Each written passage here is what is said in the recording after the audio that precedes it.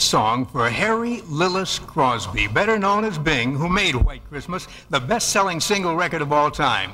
Bing Crosby also won an Academy Award, and he did a little radio in his spare time, which brings us to his induction into the Radio Hall of Fame. To do the honors, we have a man who knows all about Bing Crosby's long run on the radio. In fact, he knows all about radio, period. Chuck Schaden is an historian whose heart must be in the shape of a radio dial. For his work in preserving and presenting historic radio, Chuck was inducted into the Radio Hall of Fame back in 1993. Ladies and gentlemen, Chuck Schaden.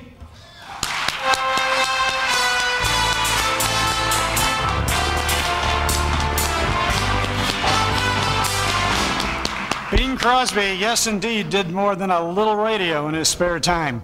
In 1930, he sang with Gus Arnheim in the orchestra on remote broadcasts from Los Angeles' Coconut Grove.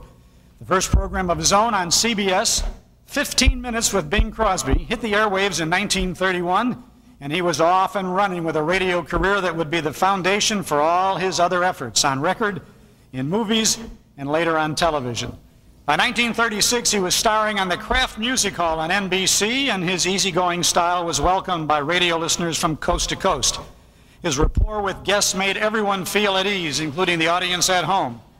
After World War II, during which he made countless broadcasts for the Armed Forces Radio Service, Bing Crosby wanted to record his program in advance to avoid repeat broadcasts because of time zone differences, and also so he could achieve perfection with his music, and perhaps so he could have a little more time to play golf with Bob Hope. But NBC was against transcribed or pre-recorded programs. Kraft, the sponsor, agreed, no recording.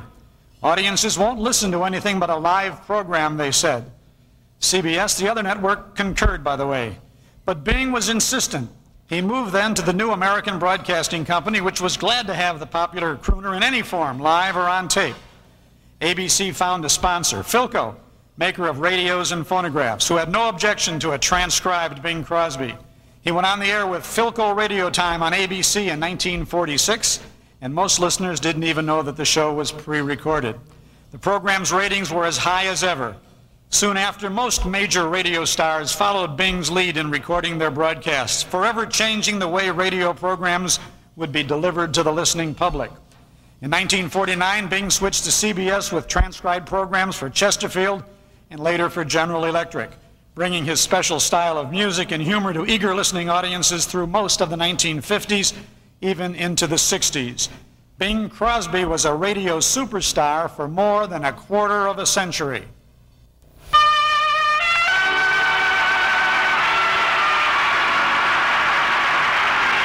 This is KHJ, the Don Lee Station, Los Angeles. Introducing Bing Crosby. Here is the moment you have been waiting for. The delayed appearance of that sensational baritone, Bing Crosby, whose singing has made him the favorite of California, to the mediums of the motion pictures, the vaudeville stage, and the radio. Just one more chance to prove it's you alone I care for. Hollywood, California, the makers of Woodbury's facial soap for the skin you love to touch, present Bing Crosby. Yes, I expected love when first we've kissed. Blame it on my youth. The Kraft Music Hall with Bing Crosby, John Scott Trotter and his orchestra, the Music Maids and Lee, Yuki, the Charioteers, and here's Bing Crosby. There'll be a hot time in the town of Berlin when the Yanks go marching in.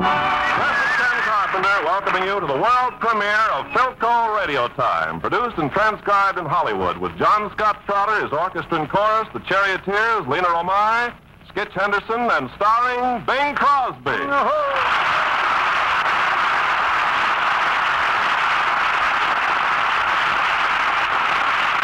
Well, Bing, here we are in a brand new program with Philco. What kind of show are we going to have? Well, I figure on something effervescent, charming, gay, carefree, bright, sparkling, scintillating, ebullient.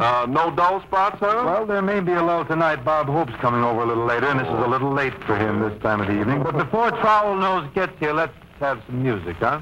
When the blue of the night meets the gold of the day, someone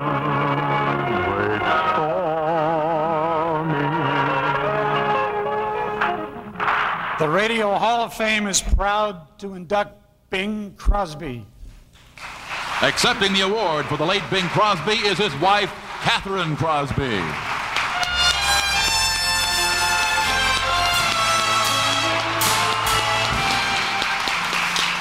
Thank you so much. The voices on your tape, Chuck, were wonderful to hear. I knew Ken Carpenter, and of course I knew Bob Hope. He did make funny things on Bing shows all the time. And I see that he got into the Hall of Fame before Bing did. Pretty clever of Bob. I wish Rosie were here tonight. I remember their recordings together at her house. She had a studio set up in her house, and they did their 15-minute daily show after Bing and I were married. As a matter of fact, after I had 3 children, and she had 5 in about the same amount of time. Very big music went on in that house. I think we should also mention Murdo McKenzie, who was Bing's engineer after he got to do tape, and Bill Morrow, his writer, who wrote those daily shows, but was a little slow writing, so sometimes when Bing was reading the script on the air, Bill would pull the page that had the words on it and then slam another one. That made the little sort of stutter step that Bing did occasionally on those broadcasts. They started out in vaudeville, but they brought it to radio. And Bing, you know, was not into accepting awards. He'd have hated my being here for this. He really would have. But I found in the basement the other night 2 huge scrapbooks full of awards that Bing was given from about 1931 or 2, which is amazing, popular singer, and of course all those gold records. But I'm here because this is Chicago. It's the city of Sara Lee, which every year sponsors a golf tournament that's called simply the Crosby. So we have that memory, and I'm here to see Tony DeSantis, who let me work in his theater, and Bing came there and was very romantic, as I recall. I love being with you, and we thank you very much for this award.